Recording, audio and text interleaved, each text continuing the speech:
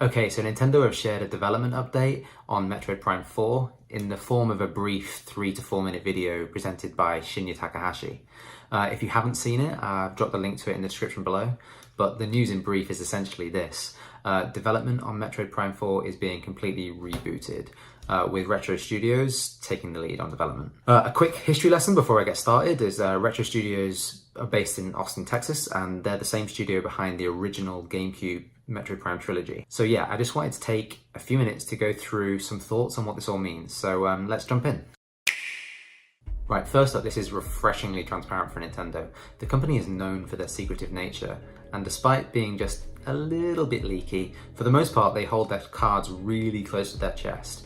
So for them to get ahead of this kind of before the rumor mill takes hold of it, and to be really upfront and frank about it, is a really welcome move. Oliver Brandt, he's the news editor over at Vooks, said that this was a very bold and very strong move from Nintendo. They saw what needed to be done and they did it. So how did we get here? Well, the game was first revealed back in June of 2017 during a Nintendo E3 presentation. Now, I say reveal when it was really just a mere confirmation. Yeah, people got excited, but the first look didn't really show much other than a logo. Sure, folks were pleased to see Nintendo returning to the Prime series, which saw its last entry back in 2007. No, Metroid Prime Federation Force doesn't count, so don't write in. But calling the reveal trailer a first look felt a bit rich. Sure, here's a logo. Anyway, shortly following that E3 2017 presentation, Nintendo's Bill Trinen confirmed that Metroid Prime 4 was not being developed by Retro Studios. Instead, a new developer would be tackling the series. More on that later. Anyway, since then, nearly 2 years on, we haven't heard a peep about the game, other than Reggie saying the occasional obligatory nice thing about the project.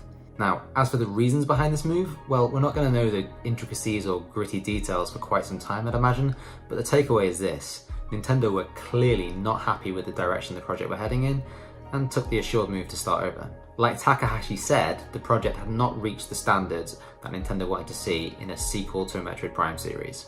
You have to remember, the last time Nintendo made a console Metroid game, it did not go down well. The Wii's Metroid Other M, created by Team Ninja, was not well received.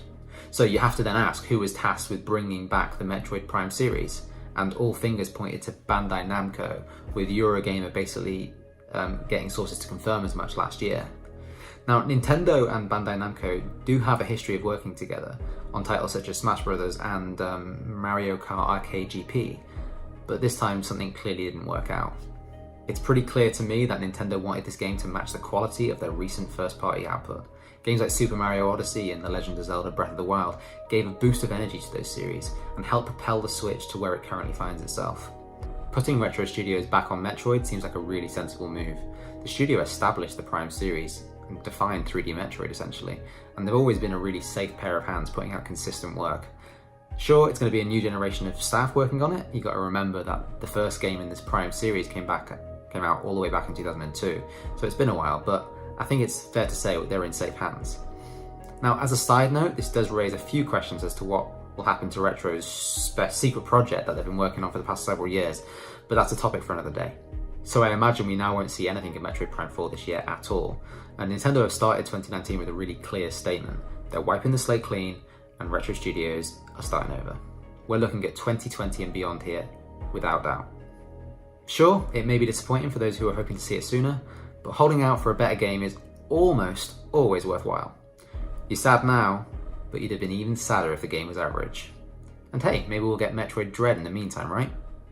No, but seriously, putting the Metroid Prime trilogy on the Switch right about now would be a really sweet move, Nintendo. Okay, so wrapping up, this frank, honest announcement from Nintendo is pretty unprecedented for them. But I'm okay with it. I mean, hopefully the end product will be worth the wait.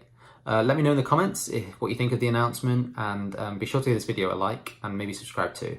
I'm still fairly new at this YouTube thing, so any support is greatly appreciated. Thanks. Oh, check this out, right? Like 11, 12 days ago or something, Nintendad on Twitter tweeted at Retro Studios, and they replied with this. Prime ribs, anyone?